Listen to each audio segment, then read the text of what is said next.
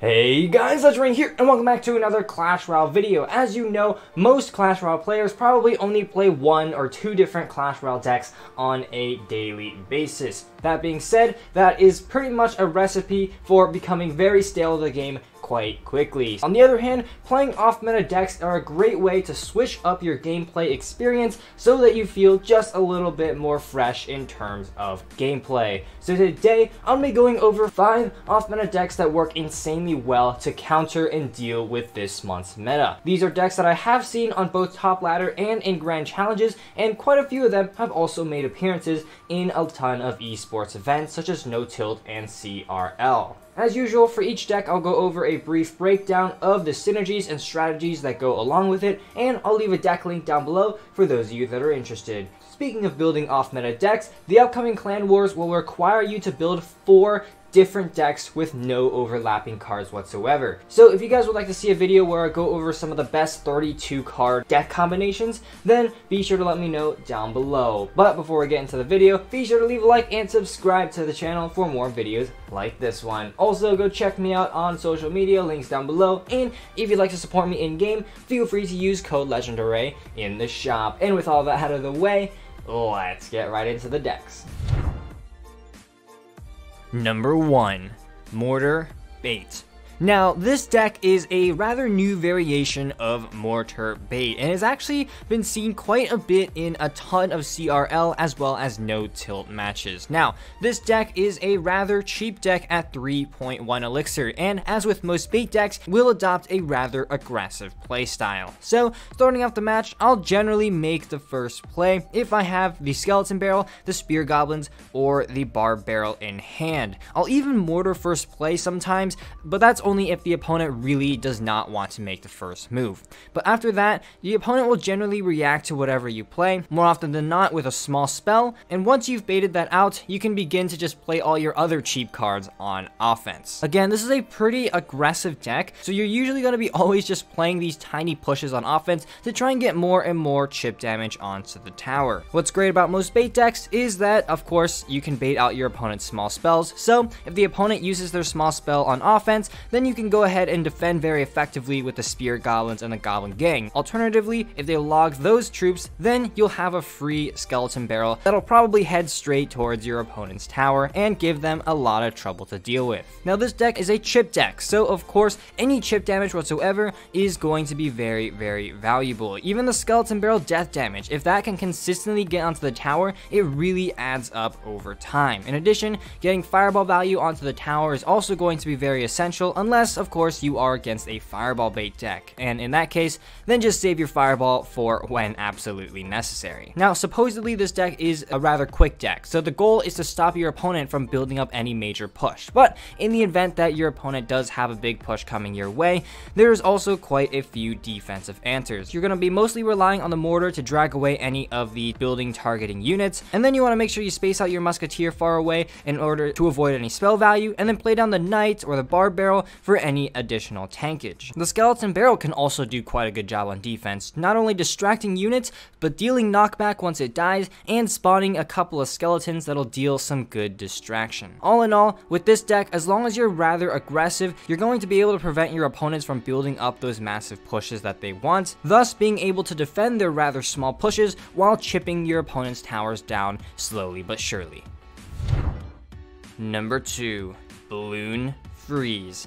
Now, this deck is probably one of the more fun decks to play out of the 5. Now, this deck is a balloon deck that is more on the expensive side. So while you are playing a little bit more slowly than you would a normal balloon deck, you also have the ability to go quite aggressive, especially on a counter push. So as you can see, this deck, again, has more expensive cards. Therefore, a majority of the aggressive offensive pushes you're going to be building are going to be off of a counter push. Therefore, starting off the match, I generally won't make the first move, but if the opponent really is waiting, then cycling a Barb Barrel or maybe a Baby Dragon are both acceptable plays. After that, then you can react to what they play. If their air counters are out of cycle, then go in with a Lumberjack Balloon opposite lane and see how they defend, because you know that their air counters are out of cycle. Alternatively, if they play something expensive in the back, you can also pressure opposite lane, but of course, if you don't have the balloon in cycle, then you can also just straight up defend those pushes. The Bowler, the Inferno Dragon, and the Baby Dragon Dragon are a very effective combination at taking out pretty much any sort of push the opponent throws your way.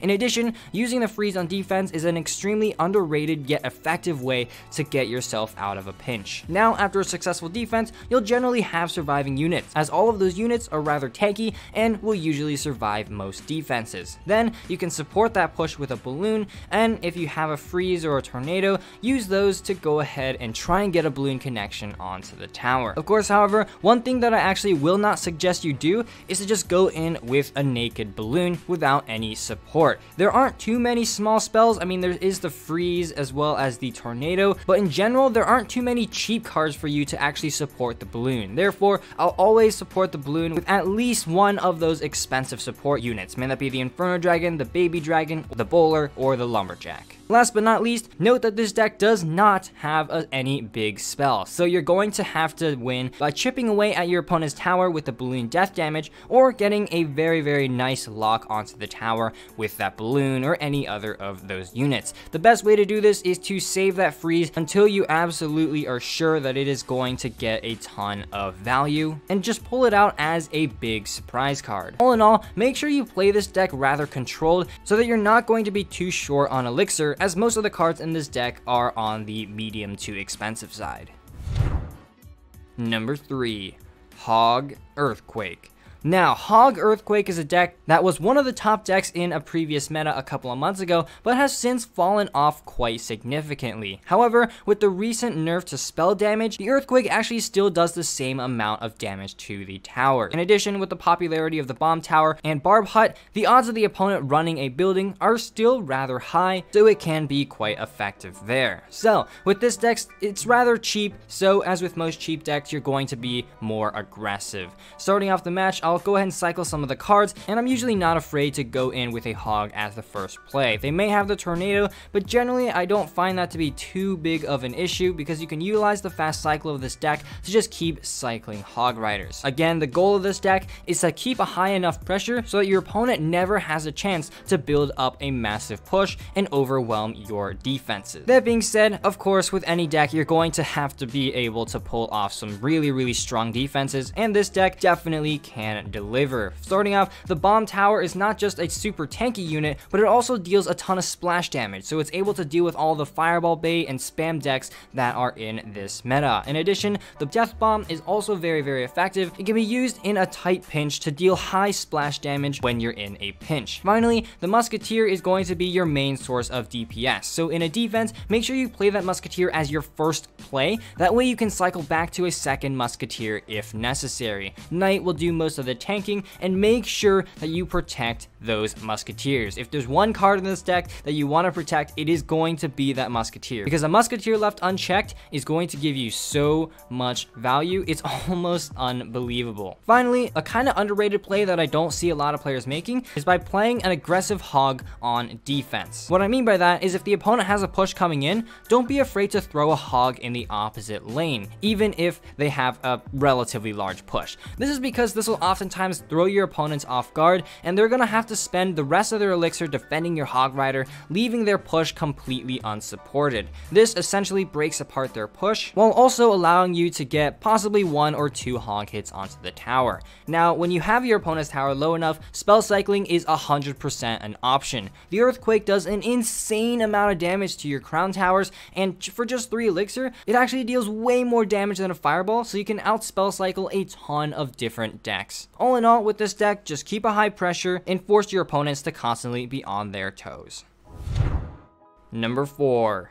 Giant Skeleton Clone. Now, this deck is also an extremely fun deck to play. Any deck with a Giant Skeleton in the clone is going to be a rather fun experience for you, but an annoying experience for your opponent. So starting off this match, you know, the cards in this deck are rather expensive, so I generally won't make the first play unless I have a Skeleton Barrel or a Heal Spirit, and then I'll just probably cycle that at the bridge. After that, your opponent will generally make the first move, and then you're just gonna mostly want to focus on defense and build up a counter push. This deck is insanely solid on defense. No matter what card you name, there is going to be an absolutely solid answer for it. The Cannon Cart deals high DPS, the Hunter deals high DPS and splash, the Flying Machine deals deals damage from far away to avoid spell value, the giant skeleton can clog up a lane and just blow up everything once it dies, and the barbarians deal high DPS while also being a swarm. Therefore, you're gonna mostly want to focus on building up pushes based off of a counter push, because a lot of your units will be able to survive on defenses. In addition, if you use the heal spirit really smart, you can actually heal up a hunter, a flying machine, or a cannon cart after the defense is completed. Then go ahead and support that counter push with a giant skeleton, with a skeleton barrel, you name it, and if the opponent doesn't have a tornado or poison spell in cycle, then just go ahead and clone everything and watch your opponent struggle to defend that push. Once you have a counter push, you can actually afford to be rather aggressive with this deck, because the giant skeleton bomb is actually very effective at taking out any of your opponent's surviving defensive units, basically ruining any chance of a counter push happening. Last but not least, this deck does also have a quick sort of bridge spam element as well with the cannon cart and the skeleton barrel. If the opponent plays something really big in the back, you can consider playing a skeleton barrel or a cannon cart in the opposite lane, and your opponents are going to struggle quite a bit defending that, given that both cards require an insanely fast and immediate response, or else they'll deal massive damage to their crown towers. Last but not least, this deck is also quite heavy on spell bait with the flying machine, the hunter, as well as the barbarians. This deck requires a lot of answers that are mostly going to be medium spells, meaning that your opponents are going to be very tempted to use their spells to defend the units, freeing you up to use that clone to catch your opponents off guard. Number 5, Giant Sparky. Now, this deck, you could argue that it's technically meta, but it's actually not too popular at this current moment, so I do think that it still will make this list. So, this deck is, of course, a Sparky beatdown deck. So, of course, the goal is to build up a massive push that will eventually connect to your opponent's tower. Starting off the match, I'll generally cycle some of my cheap cards, a Zap, a Heal Spirit, maybe a Mega Minion in the back, and just wait for your opponents to respond to that. After that, you can begin building up a big push. If they play a tank in the back, go ahead and play your Sparky in the same lane, or if they play some sort of support unit, you can giant in that same lane and begin building up your massive push. Of course, building up a beatdown push is rather straightforward. Just play the Sparky behind, or if you don't have elixir for that, a mini P.E.K.K.A, an E-Wiz, or a Mega Minion will do. All these units are very effective when comboed with the Heal Spirit, because that healing aura can just be so deadly once it locks on. Now, an alternative way I like to push is to build up a double lane push. Now, I like to adopt this strategy against decks that are a little bit cheaper, because while they are quite effective at dealing with massive single lane pushes, when you begin building a push in both lanes, are gonna have to rely on so many micro interactions that it becomes really difficult for them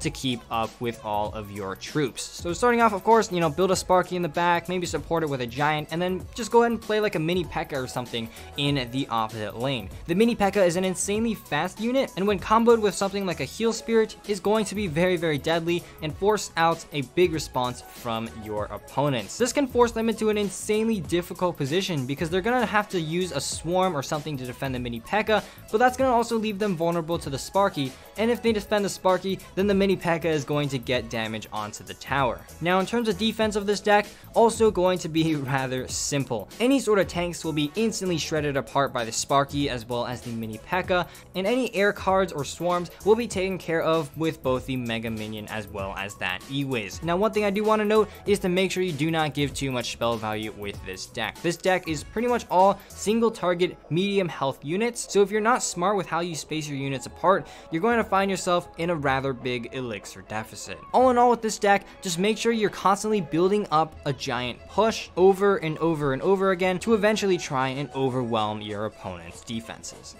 So there we go. Those are the top 5 off-meta decks that I would recommend you guys use in this current meta. Again, these are decks that are quite different from a lot of traditional meta decks, and playing them can be rather fun and different from what you normally experience. Again, links to each of these decks will be down in the description, so be sure to go down there and give one of them a try. But unfortunately, guys, that's all I've got time for in today's episode. Huge thanks to all of my channel members. You guys are the absolute G's. If you enjoyed, please leave a like down below as well as a subscription to my channel. And as always, this is Legendaray, and I'm signing off. See you guys next time.